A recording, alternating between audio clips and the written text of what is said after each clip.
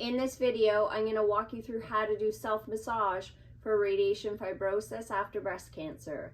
Hi, I'm Erica. I'm a breast cancer thriver and a chiropractor.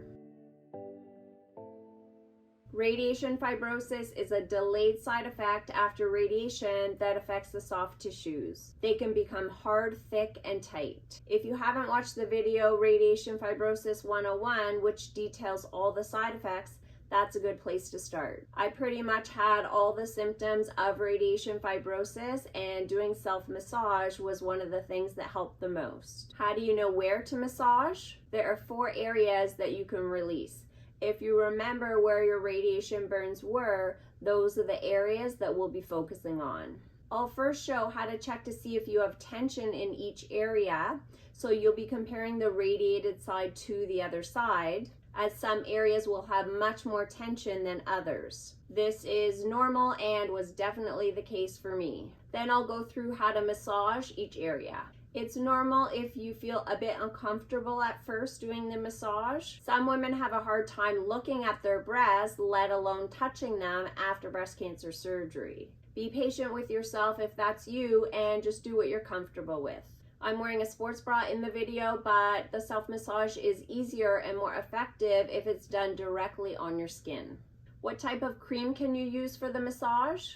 It is an option to do the massage without cream, but I generally prefer to use cream when I did this. You can use any cream that you already have at home, ideally one that's chemical and fragrance free.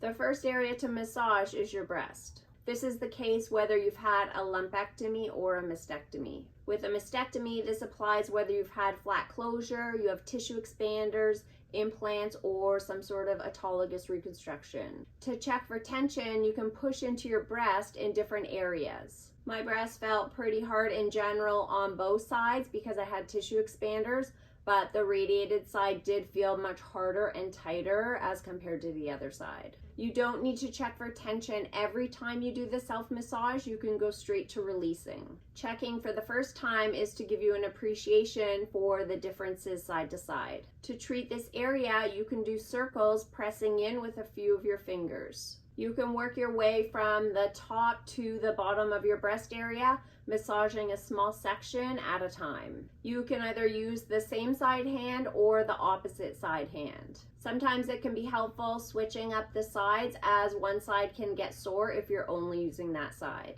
The second area to massage is surrounding the breast. Radiation isn't just done to the breast itself. The radiated field extends out from the breast in all directions, so that's what we want to address. To check for tension, you can feel different areas surrounding the breast. You can check the inner portion, and this was and still is actually tender for me.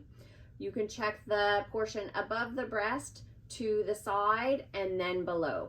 Another way to check the tension is pulling up on the tissues. This can sometimes be more obvious to feel the differences side to side, both in terms of tightness and pain. Some areas may even feel a bit more sensitive than others. When treating these areas, you can do the same circular pattern with your fingers and work your way around the breast. I had this rim of tension and hardness that went around my entire breast, and it was tighter in some areas compared to others. I noticed a higher sensitivity on that inner portion along here, but then it was much thicker and tighter on the outer portion and below.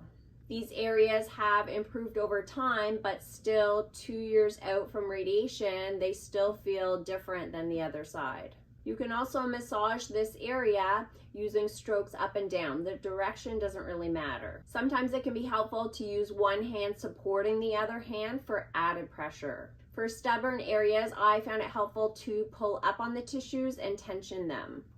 I use this option the most for the thickened tissue under my breast area. One area to pay particular attention to is this upper outer area of the chest.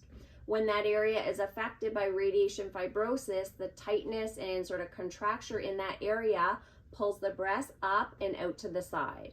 I had this, but it was quite mild. I had several people like my radiation oncologist, plastic surgeon, and massage therapist all comment that the asymmetry side to side wasn't as much as they normally see from radiation. I did a lot of treatment and self-massage, and I really think that helped with the position of my tissue expander on the radiated side, meaning it didn't get pulled up as much. The third area to massage is above your collarbone. Radiation is done here to target some lymph nodes in this area. To check for tension, feel your collarbone in the middle and then move right up from there.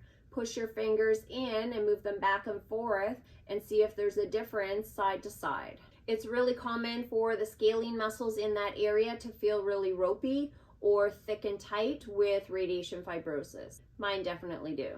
To release tension here, it works well to use your fingers on the opposite side hand or same side hand in a circular pattern. You can also use your thumb on the same side hand, moving back and forth.